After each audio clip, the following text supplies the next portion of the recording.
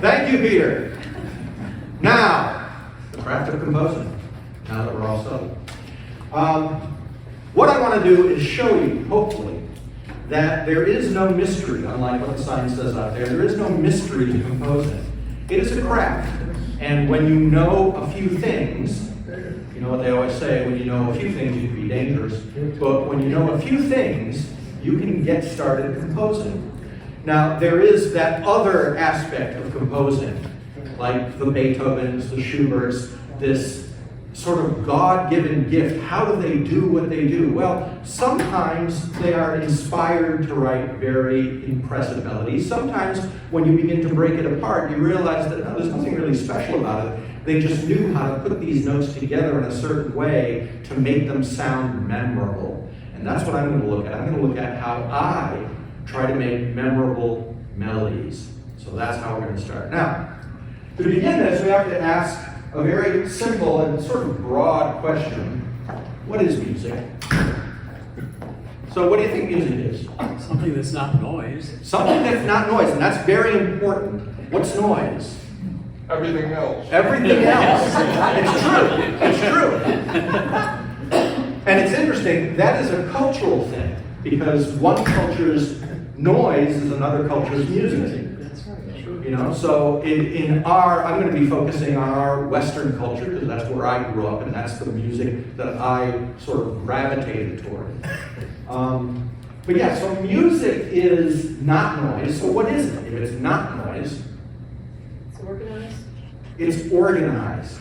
And it's intentional. And it's intentional. It's the orderly arrangement of sound. That's all it is. Whether it's notes, whether it's samples, which is how hip-hop got started, of taking other little pieces of music and digitally sampling them and stringing them together. But it's an orderly arrangement, it's intentional, and that's what makes music. Now, there are a couple aspects to this. One is pitch. So you've got to have some sort of sound that has a pitch, meaning is it low, is it high, is it in between? And it's playing with those pitches that then, of course, can create a melody. There's also the perception of rhythm. So there's a beat to it, a perceptible beat. Now, you can have pitch without really a strong sense of rhythm, and you can still have good music. You can also have rhythm, strong rhythm, without a decent sense of pitch, and you can have music. But one of those has to predominate to string you along, to give you a sense that there is an organization. So composing, then, is nothing more than the craft of arranging pitch and rhythm into an identifiable pattern. That's all it is. What we're trying to do is to put things together in a way that you latch onto it and can say, oh, okay, I recognize that. That is a theme. And then you hear it come back and you say, oh yeah, now I know it's definitely the theme. I hear it come back. So, humans are pattern machines. From the time we were born to the time we die, we are always searching for identifiable patterns. That's what humans do. You know, going back to the caveman days, trying to find identifiable patterns about danger. You know, we have to stay alive. So we want to recognize patterns that indicate danger, patterns that indicate food, patterns. That's what we do. We absorb patterns as humans. And so in music, it's no different. Humans gravitate toward patterns in music. For instance,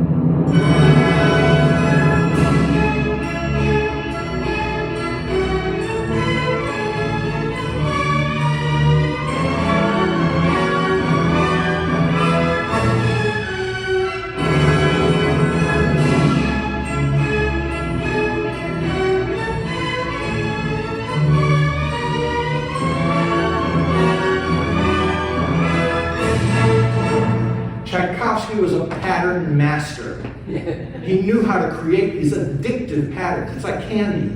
You can't get enough of them. And if you analyze it, it's very, very simple. Just 3 notes. And he makes the entire piece, this is from Swan Lake, of course, makes the entire piece off of that.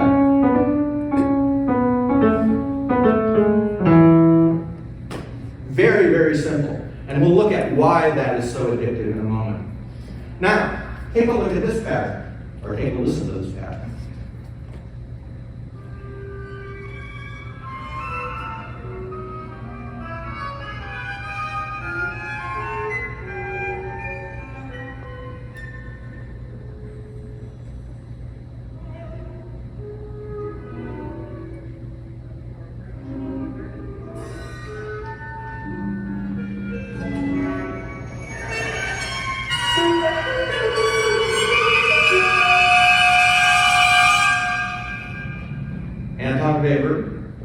The second movement of his Concerto for Small Orchestra.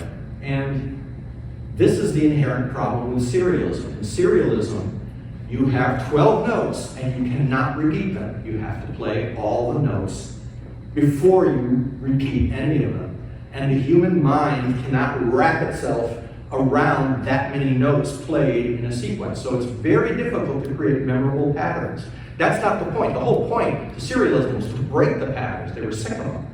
They wanted to simply have something new, have a new type of music. But as fascinating and intellectual exercise as that is, it doesn't make for something that you can walk out of the theater humming.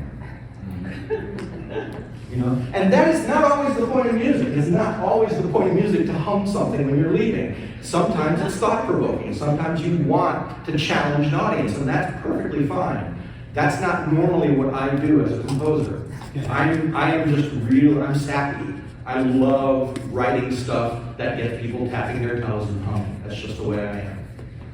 I grew up, actually one of my main influences, believe it or not, I was going to look up his name, and I can't remember. He's a genius. He was the guy who composed all the themes for Hanna-Barbera cartoons. Now, if you remember, like, the Jetsons, McGilla Gorilla, all of these cartoons, Johnny Quest, had this incredible jazz in it, very modern jazz. And so exposing a 6-year-old kid to really modern jazz, it was really impactful for me. And I was like, wow, how do they do that? How do they create that music? Absolutely fascinating stuff. So, but it's very hooky as well. Just like advertising. Advertisements are always about the hook. It's about drawing you in. It's about making you remember the stuff.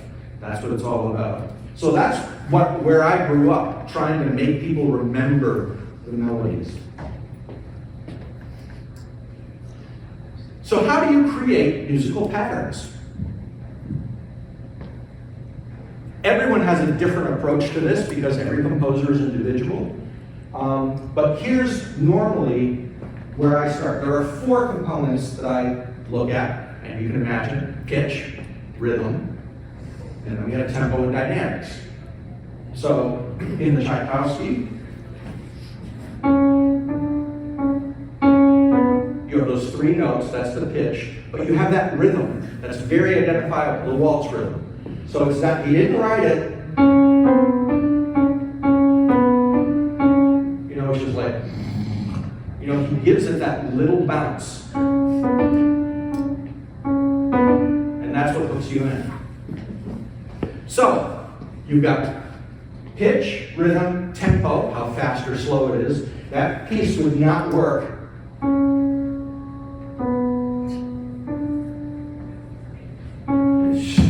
It doesn't work that way. You've got to have that upbeat rhythm to it. And dynamics. Notice there's a stress on that D.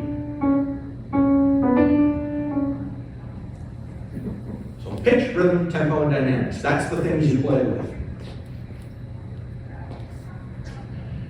The next thing you want to look at, or I look at, is conjunct versus disjunct movement. What does that mean? Conjunct is when the notes are right next to each other. Disjunct is when they're far apart. So the melodies that you get stuck in your mind most are those that have a balance between notes that are close together and notes that are far apart. So once again, let's look at Tchaikovsky. And by close together, usually it's either a half step or a whole step. That's conjunct. Anything above that would be disjunct. So you've got a whole step, and then you've got a minor third, so that's the disjunct. And then he jumps a major third, so there's the major third. And then he just runs right down the E major scale. All conjunct. So again, that balance of conjunct and disjunct. Then you have that big leap where he goes into the big swell of the orchestra coming in. That is what hooks you. The balance between those two elements.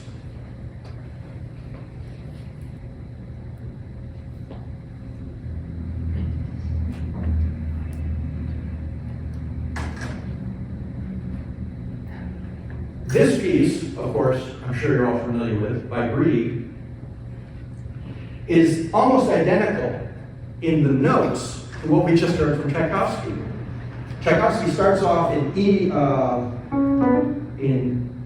major, and then he shifts to, he starts off in A major, then shifts to E major.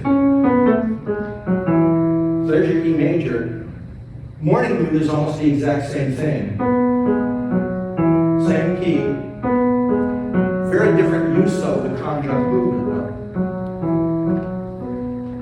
And then he starts putting in the disjunct movement after that. But he's going for a very different effect than Tchaikovsky is.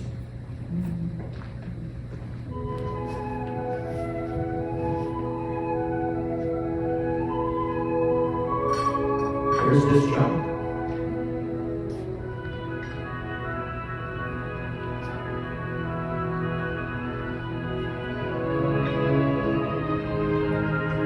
Now we start modulating up.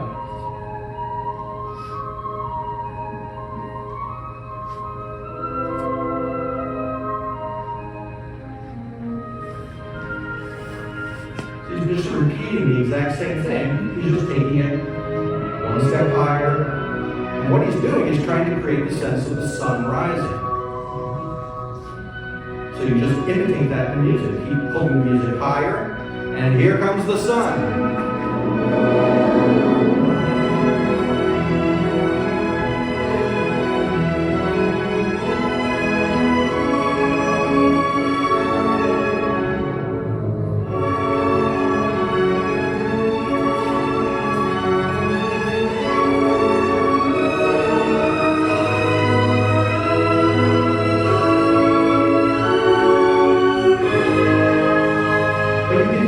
There's a real economy of ideas. Very little musically going on. You've got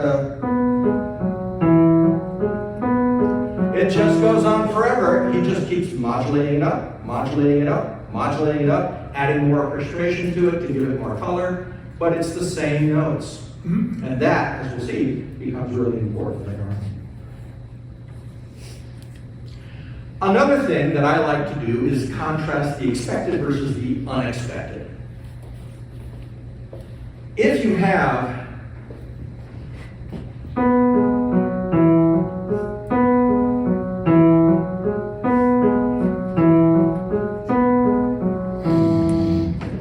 you can't keep repeating a motif. You've got to do something with it that the audience isn't ready for to wake them up.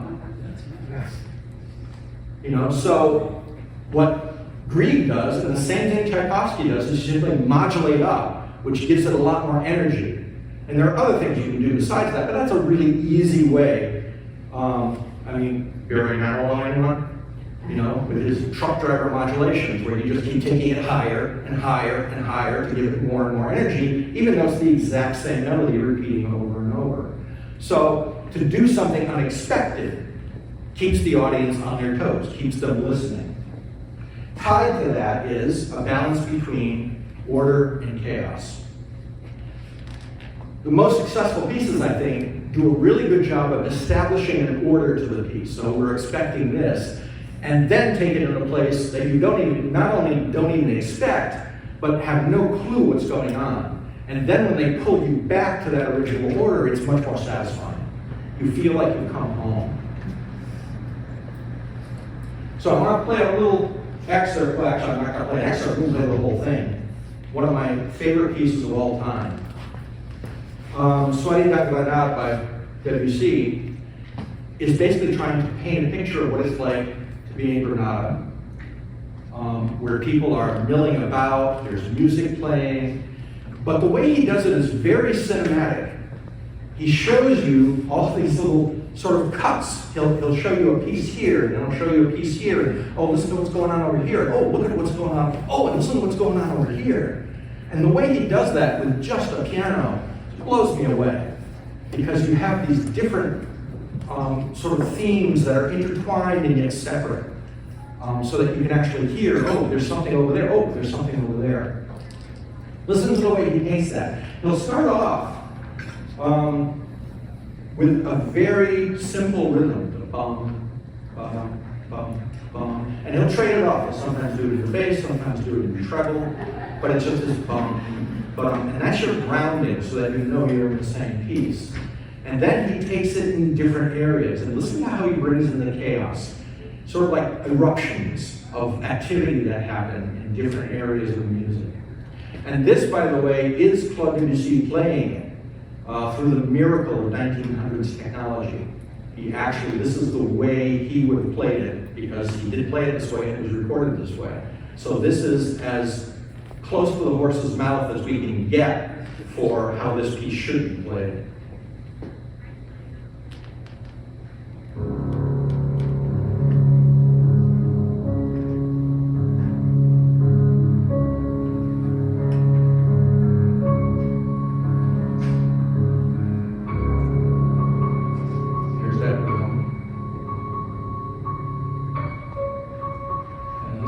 First theme he establishes, which is going to carry all the way through the piece.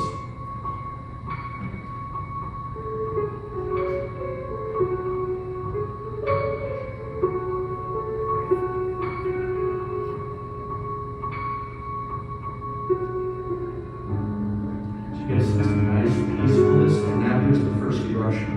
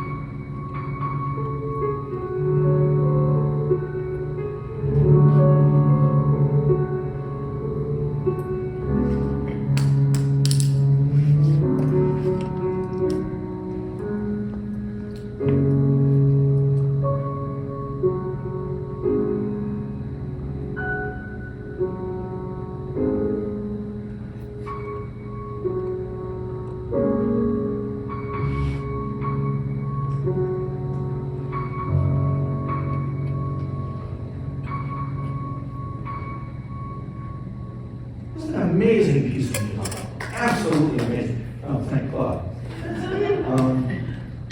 Yeah, I mean, yes. I have some questions for you. As you know, I'm a collector of music, Yeah. recorded music. I have several thousand CDs. Do you know when that was recorded? I think it was 1902. Okay. And where was it recorded? It was, as far as I know, it was recorded in Paris. Right. And where in Paris? I don't know, but Well, the my way, guess is that it was in his own studio. no, No? he actually went to, there was a guy at the time who built player piano recorders Oh. that actually had Yes. a much more sophisticated system that could get every nuance of the performance. So Okay. that no matter how softly they hit the keys or how hard they hit the keys, the roll would be able to transcribe that. Okay. So this was taken Talking about directly that, from a yes. player piano roll that Debussy had cut in that studio. And then they simply took, they still have the rolls. Somebody took the rolls and re-recorded them on a new piano. Well, my question is because he did not have a piano like Steinway. No. He had a Brückner, and he went to England to get it. It was in 1905, I think. And in Ashburnham, there's a 1907 exactly like the one he had. Wow. And you can hear it live. And if you notice, the upper lane, the soprano range is like bells, and the bass range is almost like drums. Yes. Yeah. And that's a range that Steinway can never produce. Right. Yeah, I mean, it's amazing. That's why I say it's just amazing 1900s technology that That's they were right. able to capture Yeah. that performance. I read about that technology, but I don't remember the details. So, where do I start when I'm composing? So we have all this knowledge now. We know that it's all about patterns. And we know that it's good when you repeat patterns, but you have to break it occasionally. You can't do them too often, because if you do them too often, people go to sleep. But you can't do it too abruptly, because then people are going to lose you. So how do you start with all these patterns? Well, I always do one thing first. I have to think about, this is just me, am I going to do a programmatic piece or am I going to do an abstract piece? Now, what do I mean by that? Programmatic is simply a piece that's about something concrete. So when I wrote the Mount Tom Suite, it was about hiking up Mount Tom when I was a kid. And I played that scenario in my head as I was composing it. So every note of that relates to this movie that I ran in my head. So I was basically composing a mental soundtrack when I was doing that piece.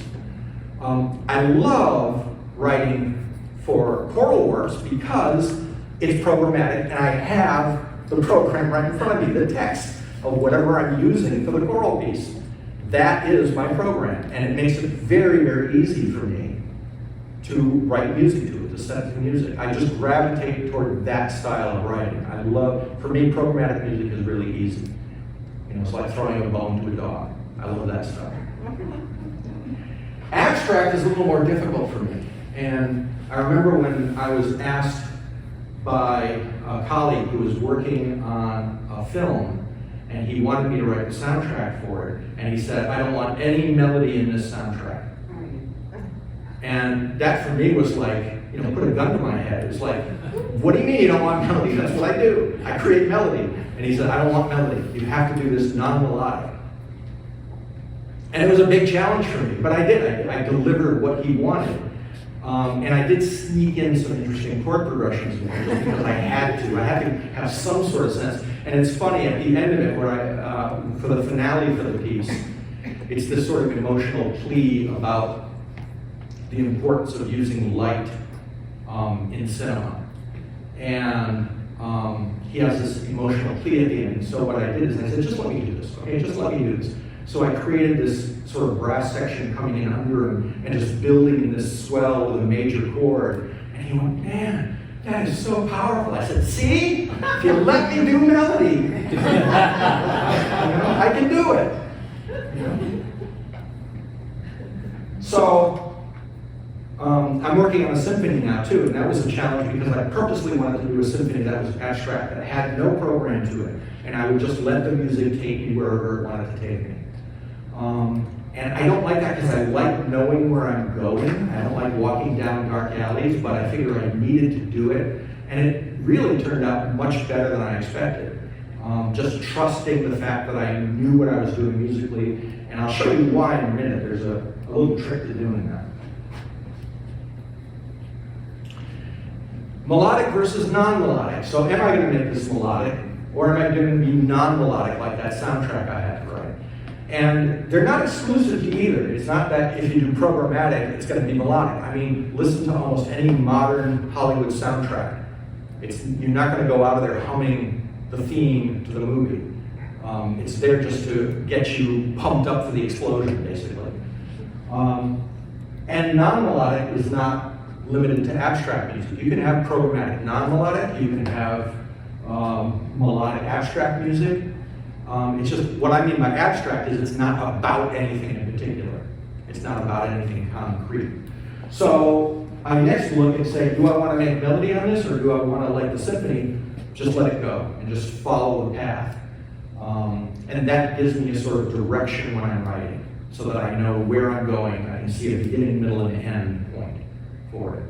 I don't like writing when I have no direction, because then I usually produce garbage, which I then have to go back and revise and revise and revise, and it turns out, well, I've done normally what I do anyway. I follow my normal technique, even if I try to break that technique.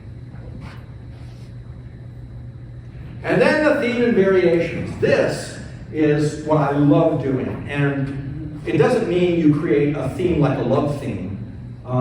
It's just you pick some notes and you just stick with it through the whole thing.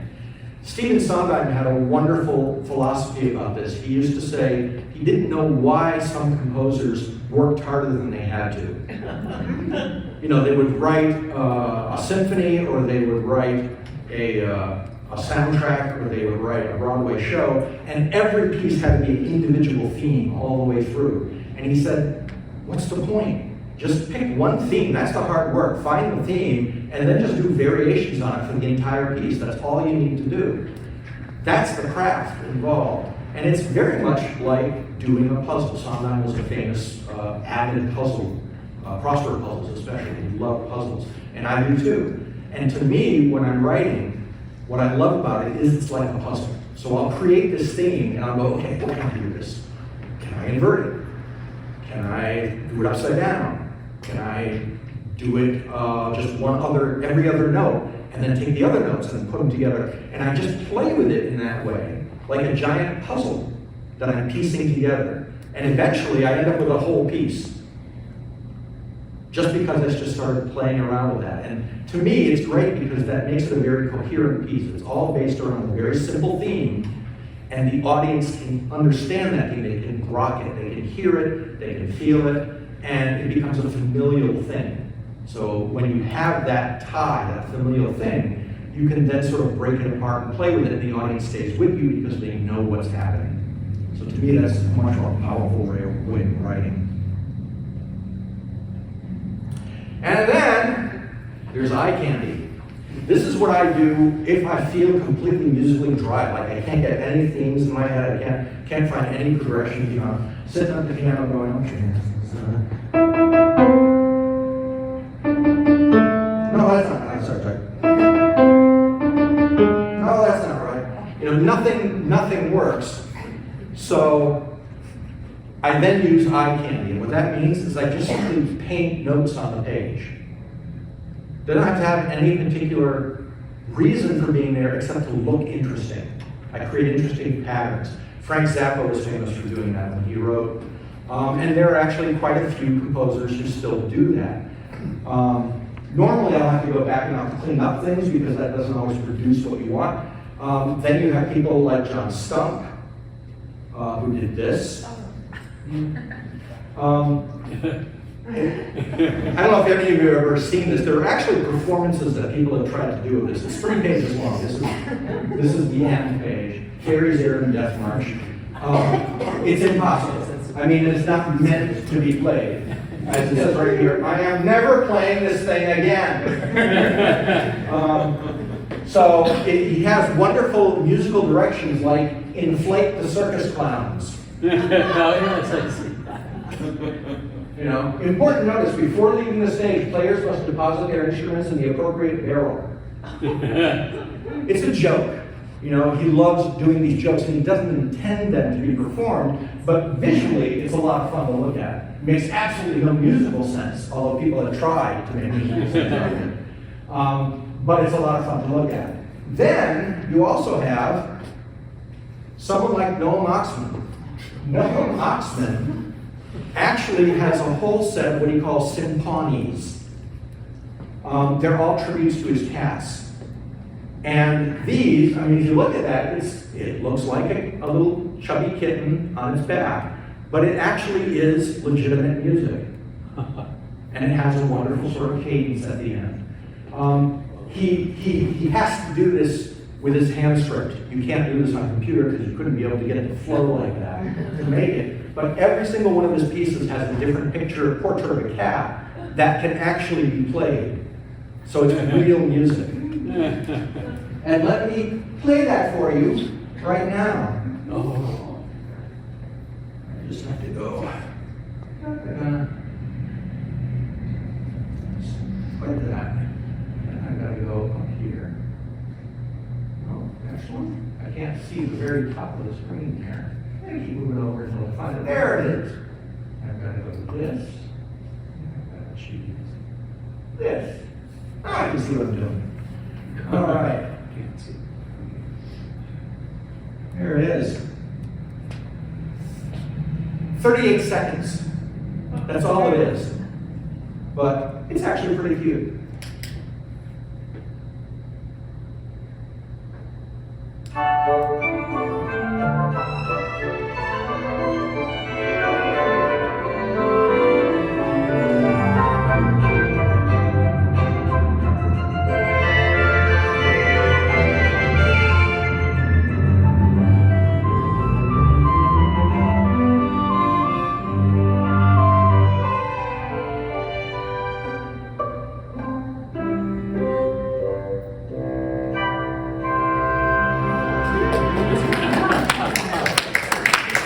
So it is possible to write eye candy that actually means something.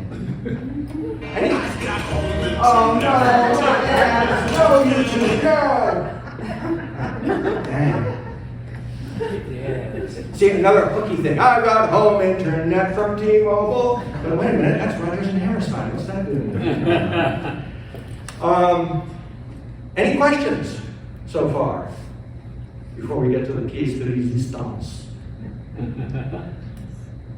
All right, why don't you just get up and stretch, take a break, and then we'll launch into actually building the piece.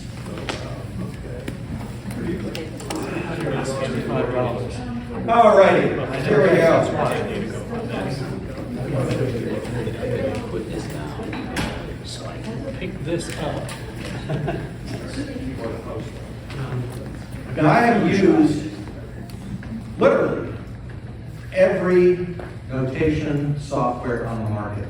I've tried them all, trying to find something that worked for the way I work. And there are lots of them. Many of you might have heard of Finale, which is sort of has been for years the king of notation software. I find it a nightmare to use. It's very unintuitive. There's a wonderful guy on YouTube, he goes by the name of Tentacruel, who critiques notation software. He looks at them and then goes through all the design elements of the software and rates them, and he's hysterical. He's very, very funny. And I eventually settled on, to my surprise, MuseScore. MuseScore is completely free, and I think the greatest leap they made was Tentacruel had ripped them a new one when they had released a version of their software. He said, this is garbage, it's unintuitive, you can't find anything, the menu system is horrible.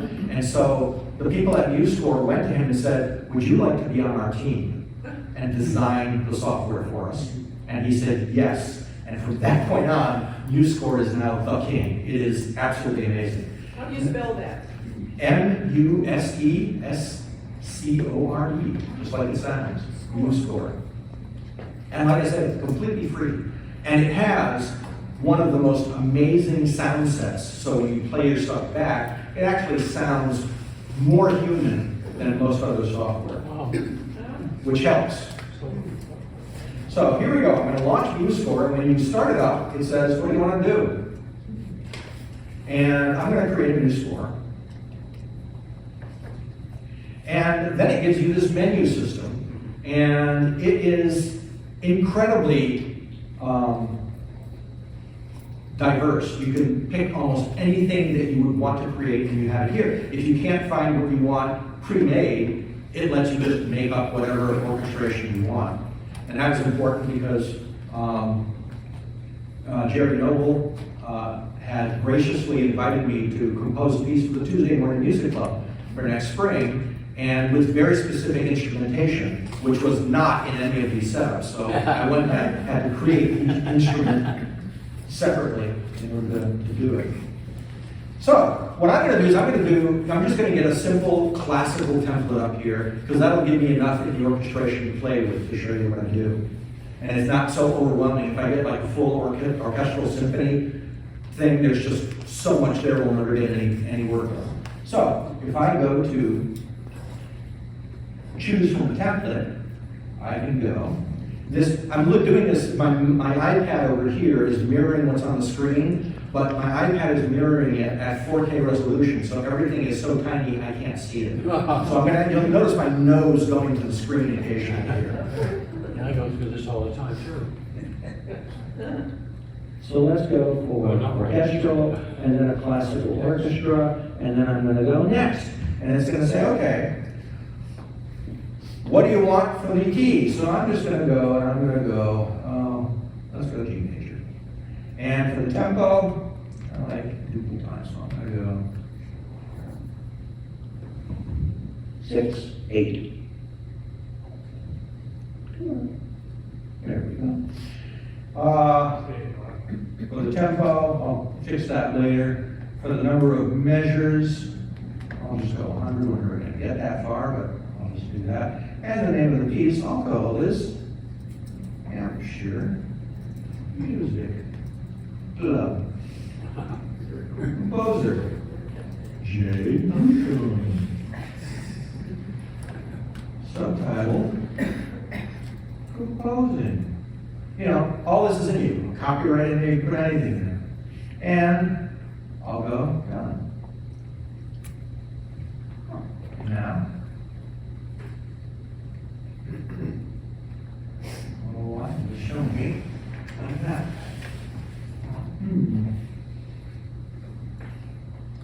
There we go. Score. Why is it only showing me one page? It's never done that before. There always has to be something. View. Workspace.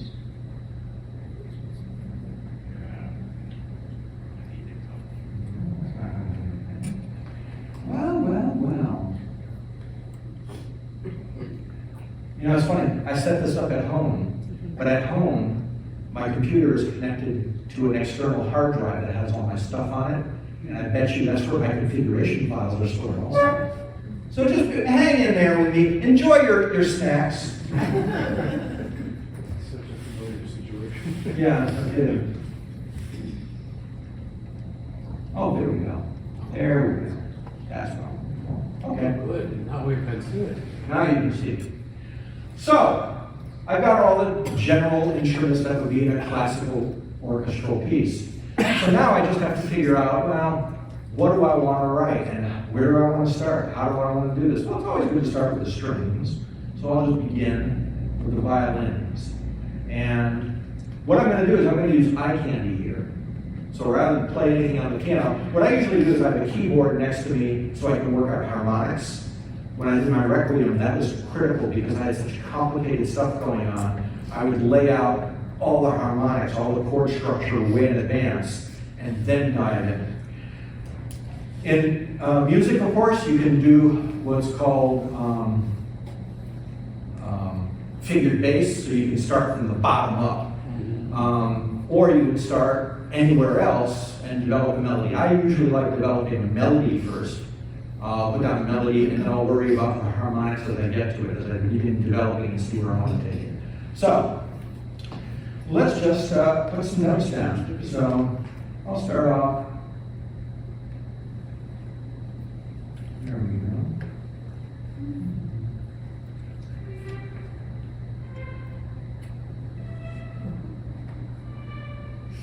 Well, let's mix that up a little bit. Let's see that. Sandpaper.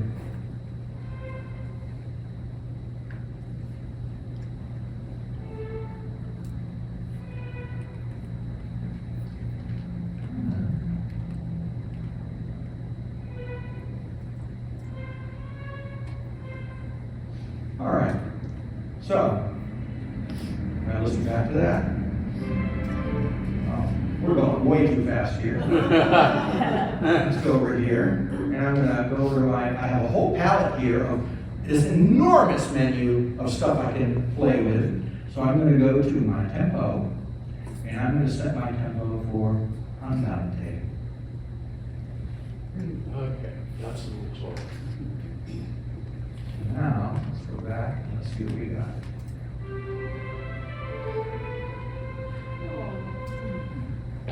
Notice how all of a sudden it becomes memorable, and all I'm doing again, conjunct and disjunct movement.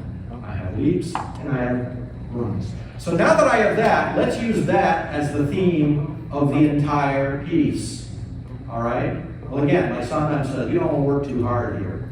So, right, so I've got da da da da da da da. Let's toss that around to different instruments to start. Almost like a round. So I can shift with this, and I'm going to copy it. And I can just dump this. It's a little high for the horn, so I'm not going to put it there. I'll use the flutes. All right, and now let's toss it to some other instrument. Let's go to the clarinets. Again, notice I'm not doing this with any sort of plan. I'm just seeing what happens. That's part of the joy of discovery. So now, if I hit play, and it's not playing. Oh, I see one. If I select this, it'll play from that note on. If I select all of this, it'll only play that. So I have to be careful. I can always unclick before I hit play.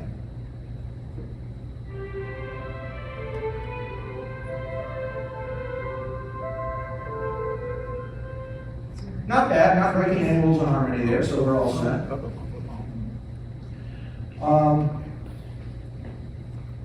So let's add some oomph to it behind.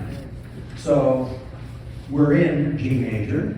Now we could always just put the root in the bass, put the G in the contrabasses. I don't like that. I've never ever liked putting the root in the bass for some reason. I don't know why. I always like doing first inversion, second inversion. So if we're in G, we have, all right? So I might want to do a B or a D in the bass. Let's try the D in the bass and see how that plays out. Now we land on a C. Let's try it. What the heck? What do we have to lose? A couple minutes here.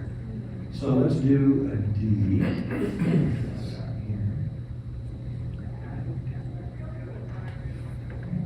That's about close. Here we go.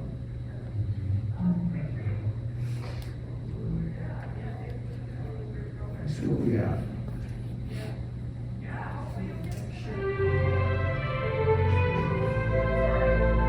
Oh, that's actually got promise. Let's just keep going up to the bass. That's not a D. No, it isn't. But I don't care, it sounds good.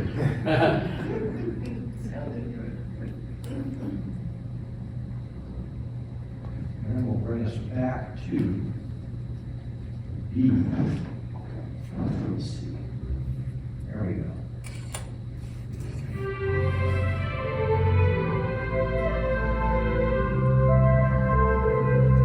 And you see how that, when I start off with the dissonance, and then when it finally resolves, you're like, oh, thank God. I love that. I love doing that. All right, so now we've got that. What if we take this and we go backwards with it? So let's do, what we got here? We got trumpets. So let's take the trumpets and have them go backwards with it. So I'm going to go.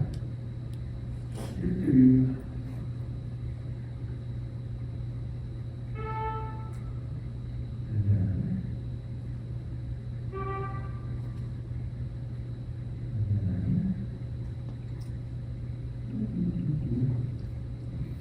Closer in here.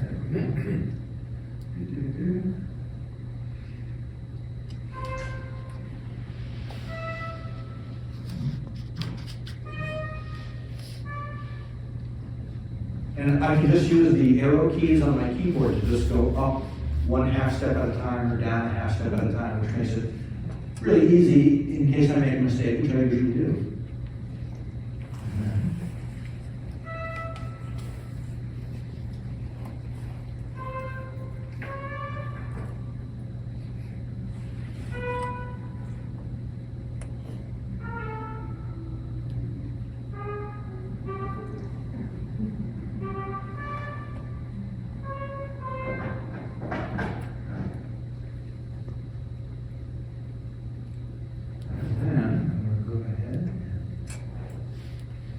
Just going to go up one step and take us to a D on the trumpets and see where that takes us harmonically. So, now if we listen back to it.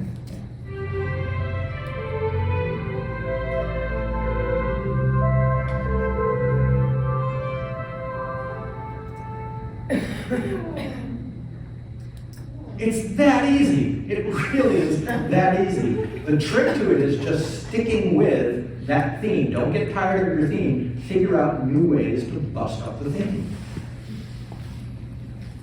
Now be aware, I'm not going to keep you here until like 6 o'clock at night doing this. Because this is what I would do. You know, I'll sit and I will just do this for hours on end. I love doing this. It would be incredibly boring and exhausting for you to watch me keep doing this. I'm just trying to give you a flavor of how I work. So, I'm going to take this trumpet, and I'm going to repeat this. Probably without the B. I want to go somewhere else besides the B, so I'm just going to take that. And since we're starting on the B there, that's going to be perfect. Let's go to the French horns, which I love, my favorite instrument. And this is a little high for the horns. And you notice, musical is very smart. It tells you, don't put the horns there. You see how it grays them out with stuff? Saying, yeah, the horn players aren't going to like you if you do that. So, all I'm going to do is I'm just going to go up to my tools, transpose. And then I can go down by a perfect octave. So now it's the exact same thing as the trumpet, just an octave lower.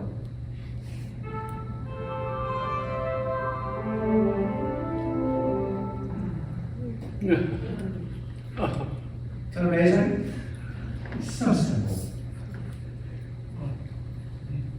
So now, let's keep that bass going. So here we're starting on the B. So let's bring the bass back down to a B.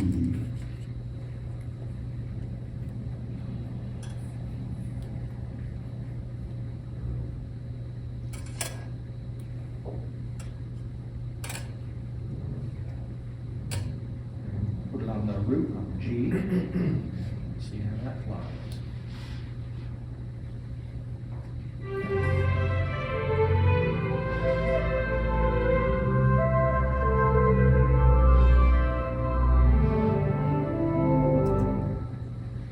And so on and so on. And again, depends on how I build up the harmony and the rest of it. So let's take some, add some more strings to this. Yeah, I was going to say, how about a viola? Yeah. Or a cello? Karen goes, cello, cello, get the cello. All right, so what I'm going to do is I'm going to do break it up. So cello.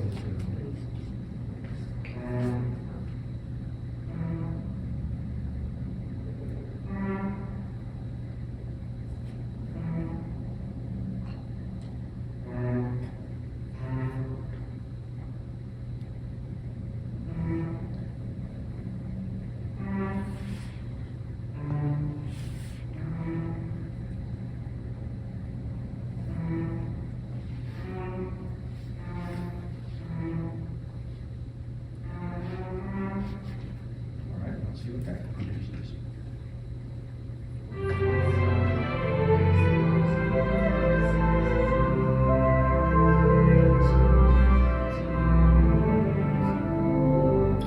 Getting there. I heard something I didn't like. Let's go back. This right here.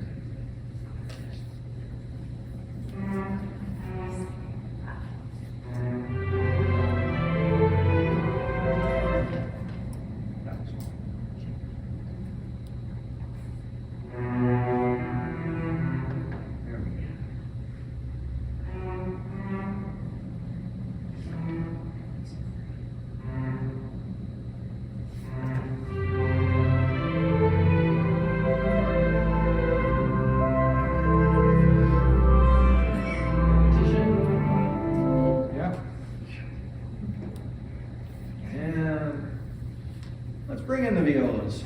Let's get them a little more busy.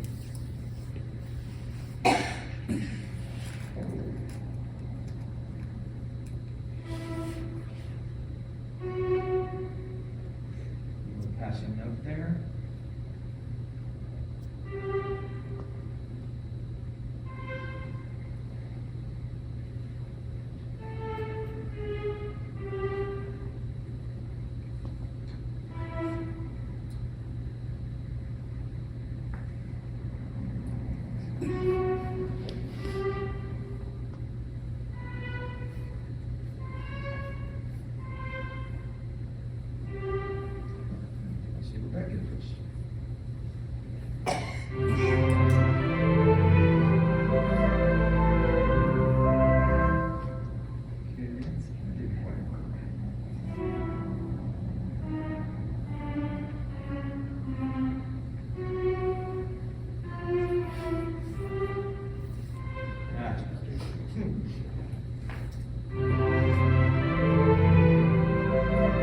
Just adding a little texture in the background. And then I can, of course, always choose what I want to emphasize by simply clicking on a note and then going over here to my dynamics. And I have all my dynamics that I can choose from. So I'll start off there with forte on the violins. Let's make this one mezzo piano. Let's bring out the contrabass and get that mezzo forte. Let's do the violoncellos. Mezzo forte. And this one, just picking it up. Let's go. You don't need to be loud for the flutes. The flutes are loud enough. Clarinets.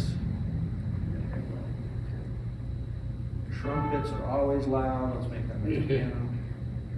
And French horn, we'll bring that out a little bit more. Mezzo forte there.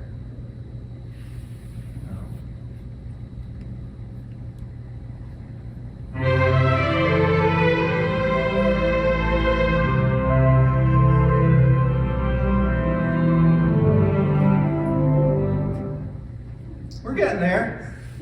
We're getting there. Take that, chubby cat.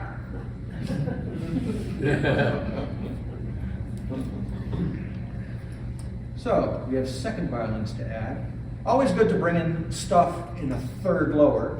So that's what I'm going to do with the second violins. I'm just going to come in a third lower with those and see where that takes us. And actually, all I got to do is I can just copy this.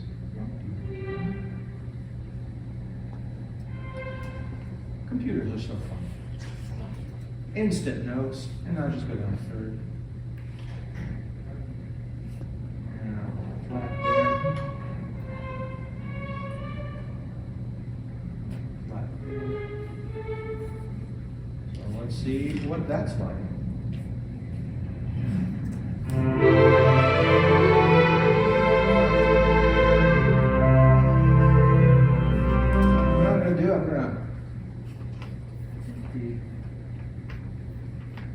insert a measure right before that, because it's cutting into the music a little too abruptly there.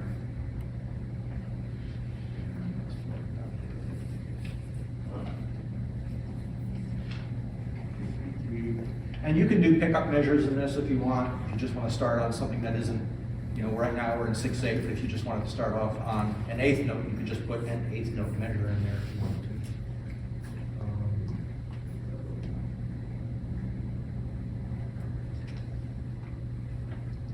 I'm going to actually slow it down to adagio and see what that does for it. That gives us a little intro.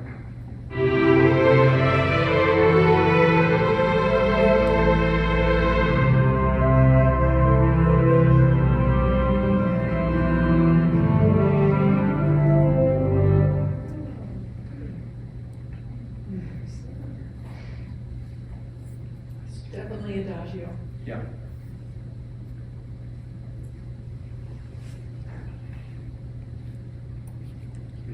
All right, here's what I'm going to do here. I'm going to get the timpani. You don't get a nice, powerful intro here.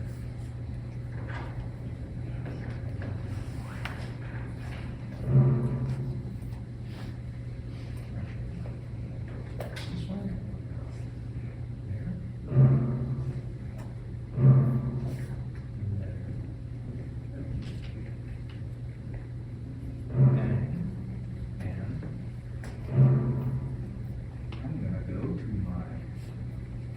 Articulations, stress on that. And then I'm going to go to this, and I'm going to go up here to my tremolos. Tremolo on it. Start off, dynamics, piano, and I'm going to go up to fourth. This will be a nice, loud crescendo.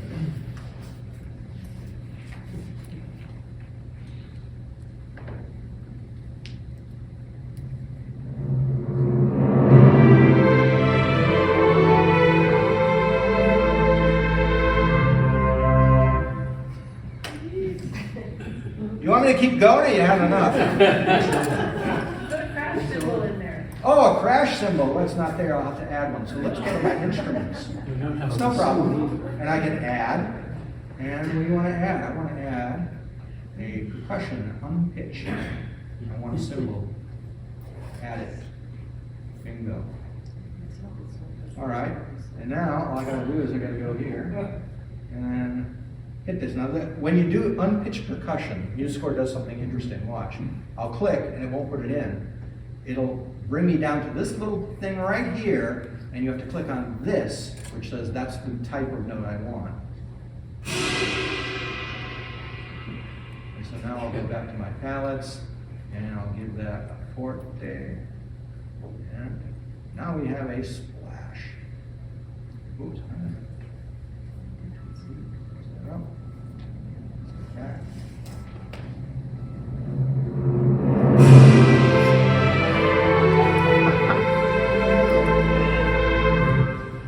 And I just keep doing that for hours on end. I just keep adding stuff, subtracting stuff, rearranging stuff, inverting stuff.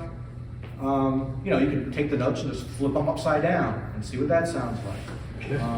You can take the notes and, like I said, take little chunks out. So take every other note out of the sequence. And you build the entire piece that way and just layer in the orchestra. It's amazing what layering in the orchestra does, because it gives you color that makes it sound like the audience didn't hear that before, when actually they did. Probably the greatest offender is when I did Mount Tom Suite, and I was like, I don't know if this is too much, because I basically bludgeoned the audience with the theme. It happens over and over and over and over, but because I'm using different parts of the orchestra to reinforce the theme, it doesn't get tiring, it doesn't get wearying. I wanted to purposely keep that one very, very simple in structure so the audience would get it immediately. So I didn't use a lot of different themes. It's basically 3 themes that are based on the first theme that you hear, and that just repeats over and over. Actually, let me show you that.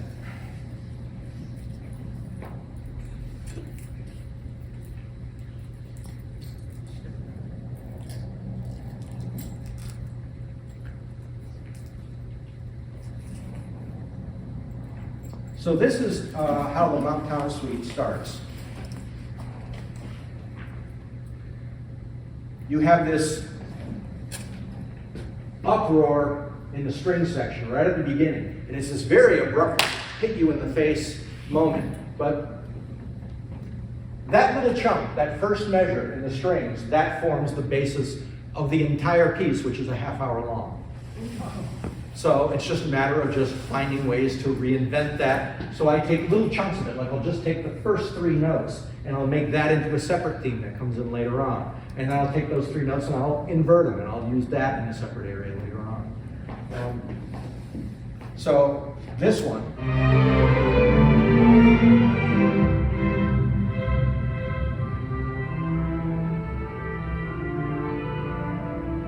Okay, so those are the first 2 themes. The da-da-da-da-da-da-da-da-da-da. That's the first theme. And then the ba-da-da, which is based on that first theme.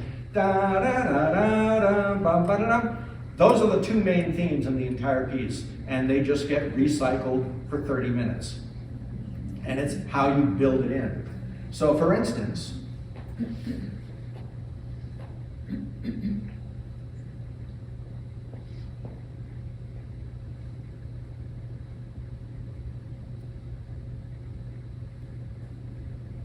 this is my favorite movement in the piece. It's the most cinematic. What I did is, the Mount Tom Suite takes you on a walk with me up through the Mount Tom range.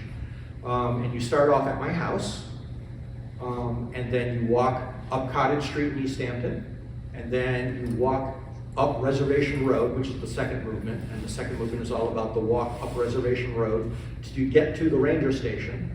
And then from the ranger station, you have to climb the Jacob's Ladder walk to the cliffs, which is almost vertical. It's a really tough climb. And the whole reason I started this piece, it was with an abstract concept. Does anyone know what a shepherd tone is? Shepherd tones are fascinating sort of freaks of audio nature. A shepherd tone is a series of notes that when looped back on a fifth below and continued, creates this never-ending ascension. So it sounds like a tone that goes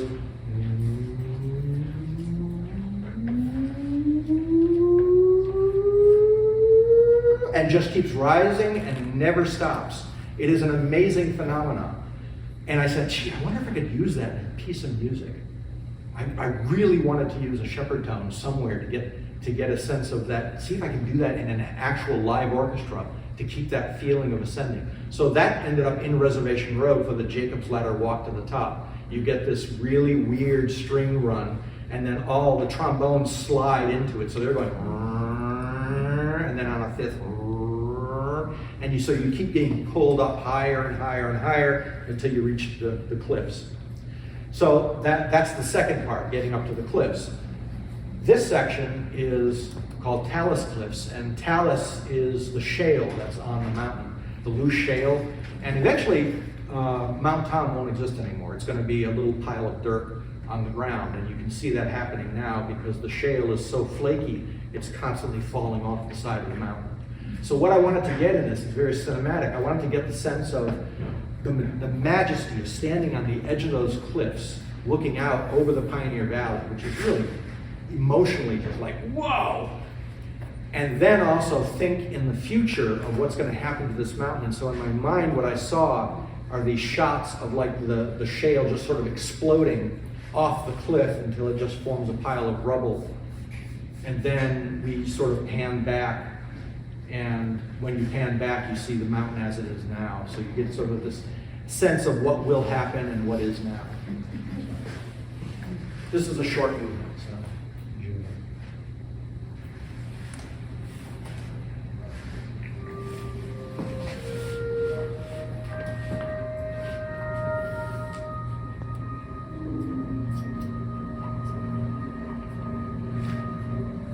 And you notice there's that theme from the beginning.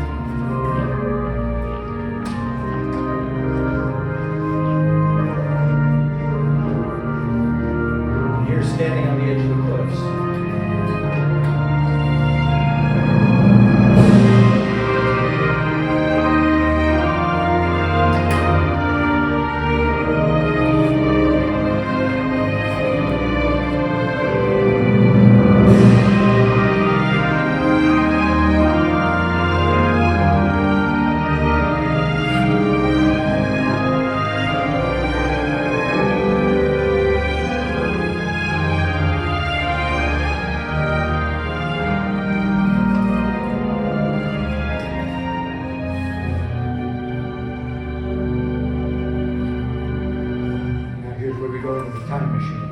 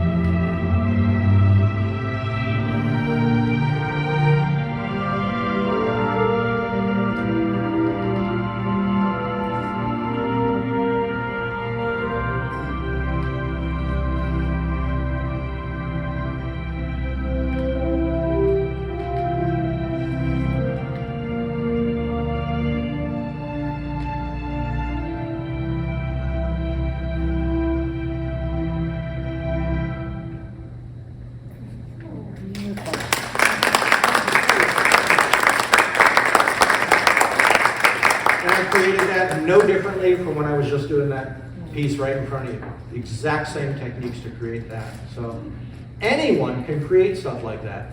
It's just a matter of learning the craft and just being willing to allow yourself to make mistakes when you're dropping notes on the page and just adjusting them. Move them up and down and get what you want.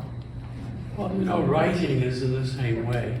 Yeah. I mean, I'm an analytic person, not a creative one. I review CDs, concerts, and so on. I do the same thing. Yeah. Yeah. Same principles. Was this a commission? No. So you just did it? I So just has did it been performed? No. Okay. I've sent it around. Nobody's bitten yet, so. I see. Well, I would love to have a CD. If I bring the blank one tomorrow, you can put it on. No, I'll make you one. Don't worry about it. I have my Because you know, I template. live in East Hampton on Route 141. Yeah. And Robert's Reservation Road is, you know, off of East Street. Yep. Frankly, straight up Yep. from where I live. Yeah, and if any of you do online music, all my stuff is with all the streaming services, it's all online. And I have a YouTube channel, and all my stuff is on my YouTube channel as well. Yes? Can you just, from what you have up there on the screen, for instance, just hit print Yes. and? Yep. And the beauty of Macs, this is one reason I love Macs, is they have a built-in function where you can hit print, and it'll say, do you want to save this as a PDF? And it'll automatically make a perfect PDF of it for you right there, Wow. with no other software required. It just does it internally. Yeah. So, Well, this is no wonder it's the best thing going. yeah. So, Is this lecture going to be on your YouTube channel? yes, it will. Oh, wow. Excellent. Oh. I was very impressed with this. Okay. Thank you. Thank you very much, and thank you for staying with us. In the bass practice, I noticed you used a lot of movement in thirds and triads. What are some of the basic rules that you use in applying harmony to them? There are no rules, basically. You make the rules as you go along. It just so happened that moving in thirds worked for what was going on in the rest of the orchestration. If I didn't move in thirds, it would start to really clash. So generally, when the rule of thumb when you're writing harmony, thirds, fourths, and sixths are the best harmonies to use. You usually can't go wrong. Fourths can get you in a little trouble, but thirds and sixths usually for harmony work really well. You just drop them in and it's like, oh wow, that sounds good. I wonder why. That's confusing, thirds and sixths. If you use fourths and fifths, that can get you in trouble, and also there are these little rules that say you never use parallel fourths and parallel fifths. You don't want to move, you don't want to use parallel octaves. So you don't want to move fourths and fifths and octaves.